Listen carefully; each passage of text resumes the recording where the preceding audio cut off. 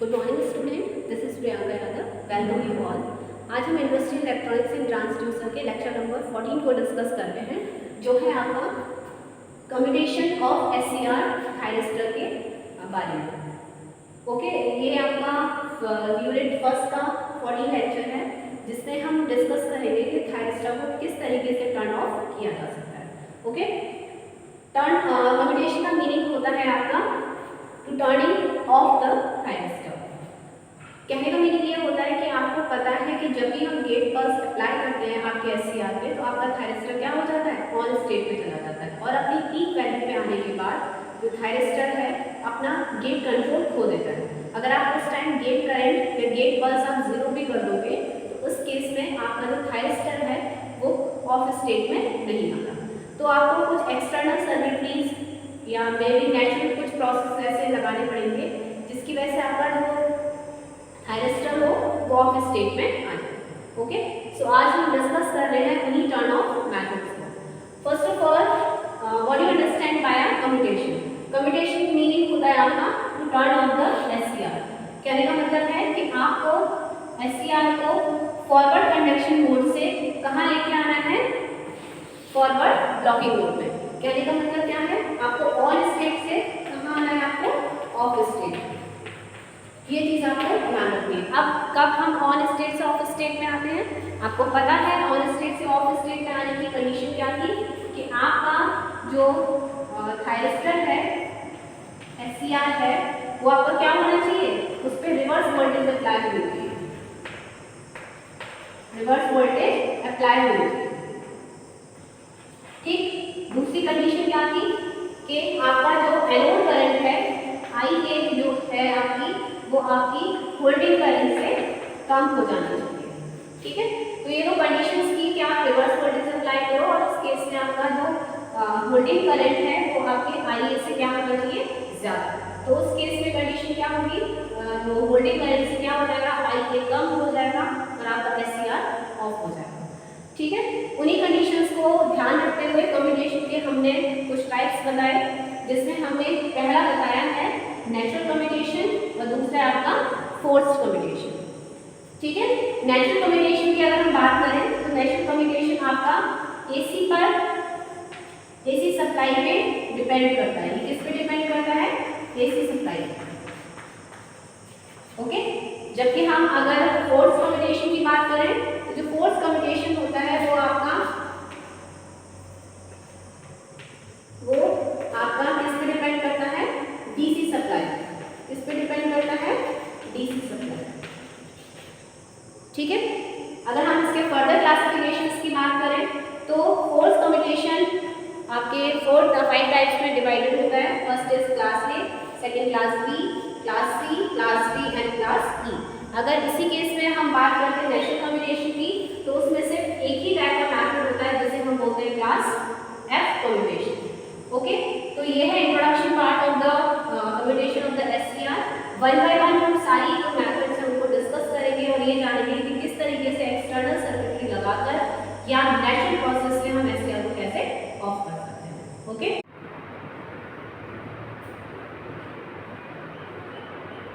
अब हम डिस्कस करेंगे अपना forced commutation. Okay, forced commutation का मीनिंग होता है कुछ एक्सटर्नल सर्किटरी अप्लाई करके आपको फोर्सफुली आपका जो एनोड करंट है उसे होल्डिंग करंट से कम करना होगा, जिससे कि आपका एससीआर क्या हो जाए, ऑफ हो जाए।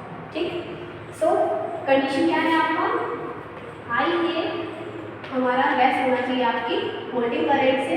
किस चीज़ के लिए, for of the SCR, two of the SCR को ऑफ करने।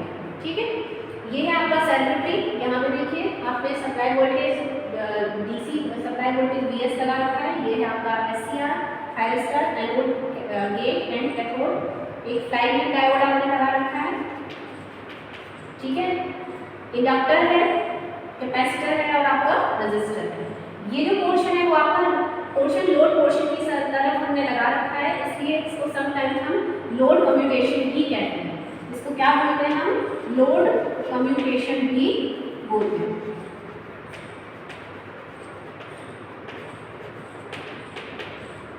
ठीक है, सो अगर हम हम देखें कि इस तरीके का जो सर्किट आपका बन के तैयार होता है वो आपका अंडर डैम्प्ड केस सर्किट बनता है। ये केस किसका क्या बनता है? Under damped case. और अंडर डैम्प्ड केस के लिए अगर हम सीरीज रेजोनेंस की बात करें तो जो आपका RC है R स्क्वायर है तो that is lesser of L/4C।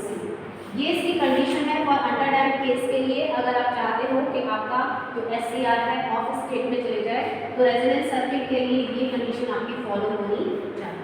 Okay, चलिए इसकी वर्किंग देख लेते हैं। आपकी कंडीशन क्या है? इनिशियली हमने जैसे ही गेट बस आपका स्टार्ट किया तो आपका थायरिस्टर क्या हुआ? ऑन स्टेट में। जैसे ही आपने गेट बस स्टार्ट की थायरिस्टर ऑन स्टेट में हुआ। थायरिस्टर ऑन होगा तो आपकी एक IA करंट का फ्लो स्टार्ट, एनोड करंट का फ्लो स्टार्ट हो जाएगा। एनोड करंट शार्पली नहीं बढ़ती है, धीरे धीरे बढ़ना स्टार्ट होती है। तो अगर हम धीरे धीरे बढ़ना स्टार्ट देखें तो यहाँ से जैसे आपने गेट पर सप्लाई की उसका धीरे धीरे बढ़ना स्टार्ट हो गया। एक्सपोनेंशियली वो क्या करेगी? बढ़ेगी, इंक्रीज करेगी। ठीक है, उस केस में जो अगर हम इंडक्टर की पोलैरिटी देखें वो होगी प्लस माइनस, और आपका जो कैपेसिटर है वो थ्रू दिस करंट आपका क्या होगा? चार्ज होना स्टार्ट हो जाएगा। Upper with the positive polarity, lower with the negative polarity. By this flowing of the current कैसे फ्लो करेगी? इस डायरेक्शन में IA, और आपका कैपेसिटर चार्ज होना स्टार्ट हो जाएगा। कैपेसिटर चार्ज होना स्टार्ट हो जाएगा। वो कब तक चार्ज होगा? जब तक कि आपके जो कैपेसिटर के अक्रॉस वोल्टेज है वो VS के बराबर ना हो जाए। ये जो आपका VS वोल्टेज है वो सप्लाई वोल्टेज के इक्वल हो जाएगा। तो यहाँ पे ये पहुँच गया VS वोल्टेज। जैसे ही इस VS वोल्टेज के अक्रॉस पहुँचेगा IA करंट अपनी पीक वैल्यू पे पहुँच चुकी होगी। After at the peak value आपका करंट का डिक्रीमेंट स्टार्ट हो जाएगा। ठीक है, करंट का डिक्रीमेंट स्टार्ट होगा। अब जैसे करंट का डिक्रीमेंट स्टार्ट होगा उस केस में आपका जो इंडक्टर है वो मैग्नेटिक एनर्जी स्टोर कर चुका होगा। अब वो हाईली मैग्नेटिक एनर्जी जो स्टोर कर चुका होगा उसका डेसिपेशन स्टार्ट होगा, और जब वो डेसिपेट करेगा तो उसकी पोलैरिटी ऑपोजिट हो जाएगी। वो रिवर्स पोलैरिटी में क्या करेगा?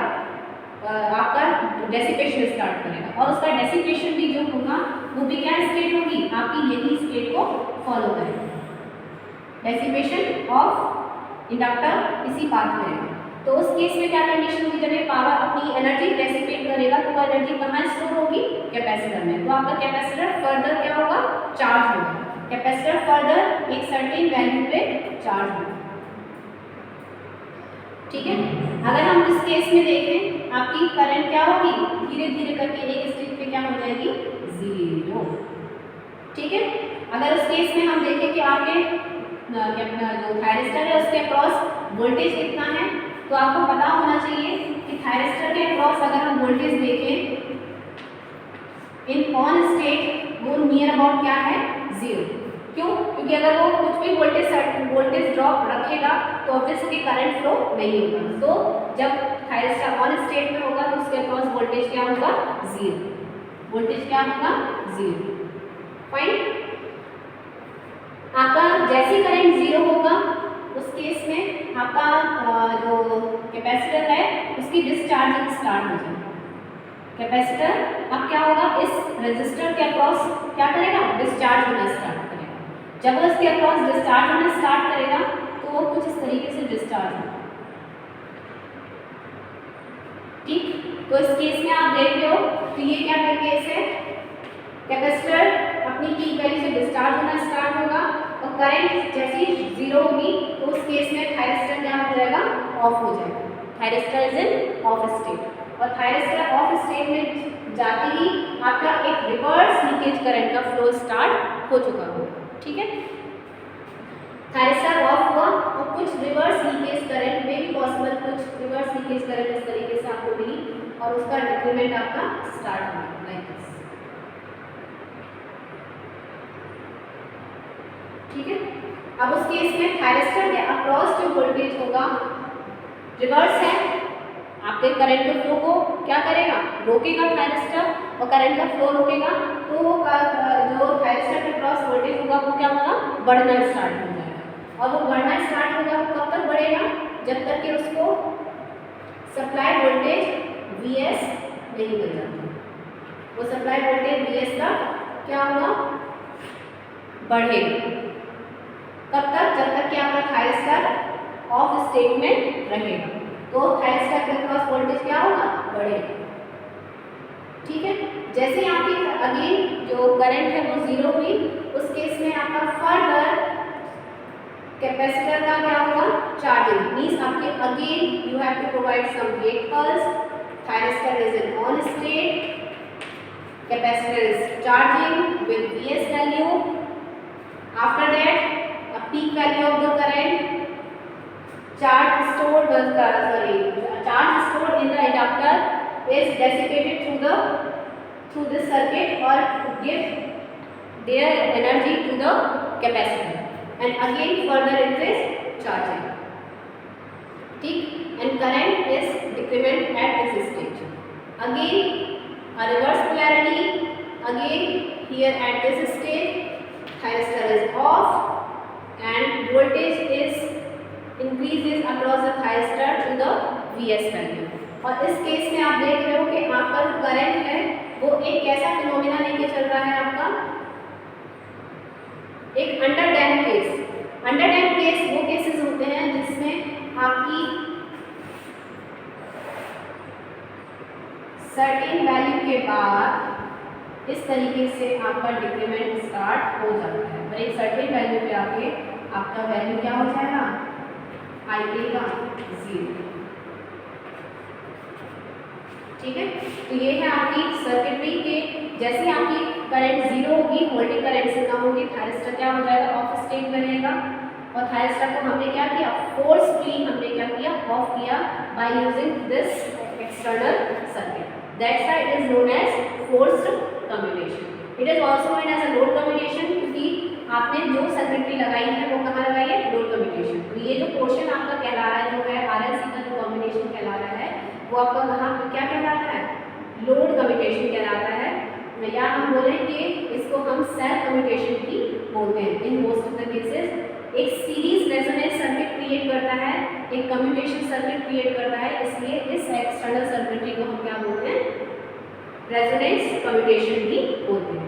ठीक है, फ्लाई व्हील डायोड का काम ये होता है कि जब जो इंडक्टर है अपनी एनर्जी डेसिपेट करे जिससे कि कैपेसिटर चार्ज होगा, उस केस में एनर्जी इस तरीके से डेसिपेशन हो कि आपका थायरिस्टर ऑफ स्टेट में ऑन नहीं होना चाहिए। तो फ्लाई व्हील डायोड उसको फर्दर डेसिपेशन जो हो रहा है उसको रोकने के लिए कि उसको स्टेट में बनाए रखे कि आपका थायरिस्टर ऑफ स्टेट में क्या हो, ऑन ना हो, उसे उस कंडीशन को बचाए रखने के लिए हम क्या लगाते हैं, फ्लाई व्हील डायोड। ठीक है, ये था आपका overall system of the communication class A। Next session में हम पढ़ेंगे आपका क्लास B कम्युनिकेशन। कोई प्रॉब्लम है तो आप मुझे डिस्कस कर सकते हैं, कमेंट सेक्शन में जाकर बता सकते हैं। Thank you so much.